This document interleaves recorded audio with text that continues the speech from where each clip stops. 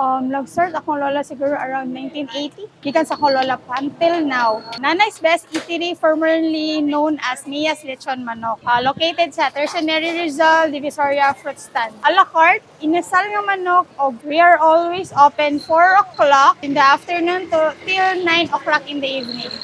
Lola, vendor sa una. Until kani nga area na parent sa ilaha, all tenants na ni. Nag-business ako lola, chicken na. So, nadak-an na namo, chicken na mong ginabaligya. Until now, ginapadayon na mo ang pagluto gyapon. Siguro sa size o sa kalami. Original man gid ni. Kami may pinakadugay dari sa Divisoria, walay lain.